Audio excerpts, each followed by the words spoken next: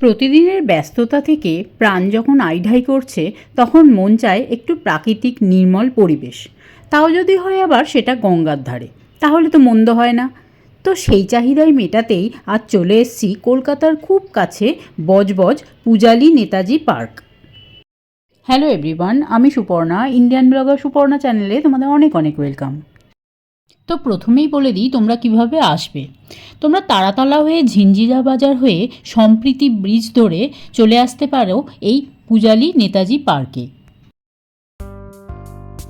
এই গঙ্গার ধারেই তোমরা পেয়ে যাবে গাড়ি পার্কিংয়ের ব্যবস্থা। দেখো পূজালী নেতাজি পার্ক, এর সামনে কিন্তু তোমরা বাইক সাইকেল সব রাখতে পারো। প্রবেশ মূল্য মাত্র 10 টাকা। খোলা থাকে সকাল 11টা থেকে বিকেল 6:30 পর্যন্ত। আর হ্যাঁ, 3 বছর পর্যন্ত বাচ্চাদের কোনো টিকিট লাগে না। তোমরা চাইলে এখানে পিকনিকও করতে পারো। 2018 সালের ডিসেম্বর মাসে পার্কটার উদ্বোধন করা হয়। সবসময় এখানে থাকে গঙ্গার মনোরম হাওয়া। বসে বসে এখানে সুন্দর সময় কেটে যাবে। এই যে নীল সাদা ঘরগুলো, এগুলো হলো পিকনিক স্পট। আমি তো বলবো প্রকৃতির বুকে একটা দারুণ সুন্দর জায়গা। দেখো এখানেও সুন্দর বসার ব্যবস্থা, আবার এখন বাচ্চাদের খেলনা বিক্রি হচ্ছে, পিছনে দোলনা, আবার এই সুন্দর সুন্দর সুন্দর কটেজ করা আছে। এই যেরকম সুন্দর সুন্দর কটেজ আছে, কটেজগুলোর ভাড়া আছে। তো এই কটেজগুলো পরপর কিন্তু ভাড়া দেওয়া হয়। সেলফি তোলার জন্য সুন্দর ব্যবস্থা। এরকম গঙ্গার ধারেই কিন্তু সুন্দরভাবে গ্যালারি করা আছে, বসে গঙ্গার প্রাকৃতিক শোভা নেওয়ার জন্য। এই এত সুন্দর নেতাজি পার্ক, একদম প্রকৃতির পুরো গঙ্গার ধারে এত সুন্দর একটা পিকনিক স্পট বলো, প্রতিদিনের বেড়াতে আসার, কলকাতার খুবই কাছে, বজবজের থেকে একদম পূজালী নেতাজি পার্ক জায়গায় আসতে হবে। তো এত সুন্দর, এত কাছে একটা সুন্দর পিকনিক স্পট প্লাস একটা পার্ক প্রতিদিনের আসার, তো সেটা এত সুন্দর এত সুন্দর, তোমরা না আসলে ঠিক বুঝবে না। দেখো দোলনার পাশাপাশি রয়েছে বাচ্চাদের সুন্দর সুন্দর রাইড,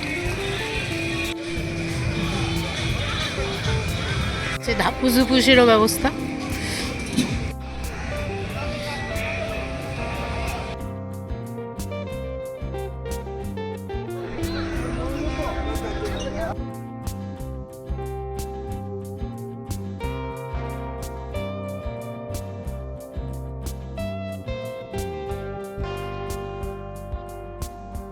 ওই দেখো দূরে জাহাজ আসছে।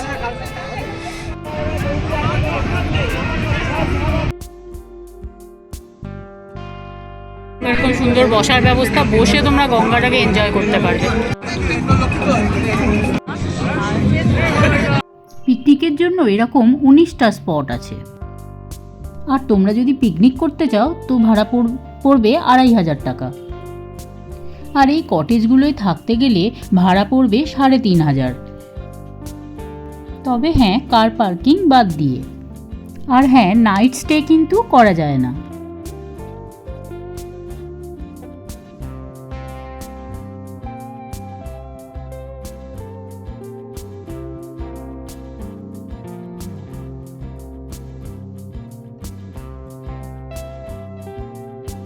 যে কোনো শুভ কাজের জন্য এই সবুজ বিল্ডিংটা যদি ভাড়া নাও তো ভাড়া পড়বে 6,000 টাকা। আর যদি ইয়েলো বিল্ডিংটা নাও তো ভাড়া পড়বে 12,000 টাকা। ফুচকা স্টল, আইসক্রিমের স্টল কি নেই!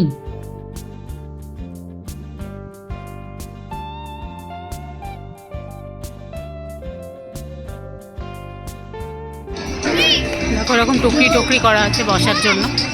রান্নার জল আর ইলেকট্রিক বাদে সবই তোমাদের নিয়ে আসতে হবে পিকনিক করার জন্য। আর এই স্পটে 25 থেকে 30 জন লোক সংখ্যা নেওয়া হয়। তারপর যদি কেউ না বলে চলে আসে তো দিতে হয় 100 টাকা ফাইন। আর 12 থেকে 13 জন সিকিউরিটি থাকে ডে অ্যান্ড নাইট শিফটিং হিসাবে।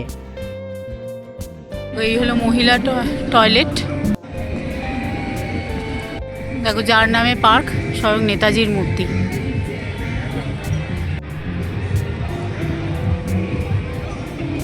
এখান থেকে তোমরা চাইলে গঙ্গা ভ্রমণও করতে পারো নৌকা করে, সেখানে এবার আমি তোমাদের নিয়ে যাব।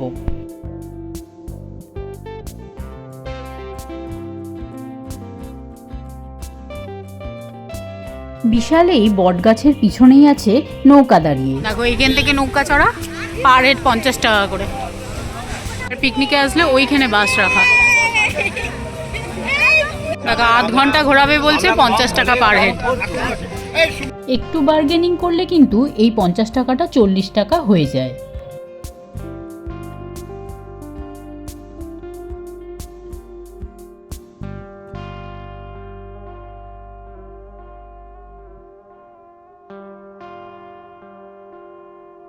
দেখো 2 চাকা 4 চাকার বাহন পার্কের ভিতর প্রবেশ নিষিদ্ধ।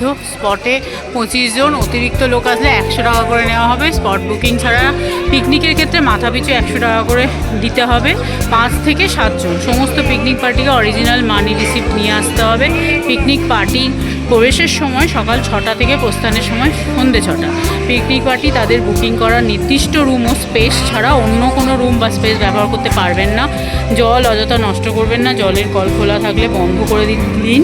মাঠের মধ্যে যত্রতত্র কাবার বা অন্য কোনো আবর্জনা ফেলবেন না। নির্দিষ্ট ডাস্টবিন ব্যবহার করুন। রুম কটেজ প্রবেশের সময় সামগ্রী দেখে নিন। প্রস্থানের সময়ও সমস্ত জিনিস দেখে নিন। অফিস কর্তৃপক্ষ বুঝিয়ে নিন। বিদ্যুৎ চালিয়ে গেলে কর্তৃপক্ষ দায় থাকবে না, জেনারেটরের ব্যবস্থা নেই।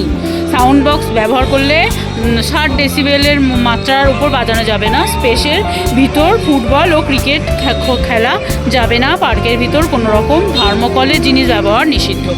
এই সব পার্কের নিয়মাবলী মেনটেন করতে হবে। তো চলো পার্কটা ঘুরে দেখি, খুবই সুন্দর দেখো। তো আজকের এই ভিডিওটা যদি ভালো লেগে থাকে অবশ্যই একটা লাইক কমেন্ট শেয়ার করে দিও। চলো আজকের মতো টাটা।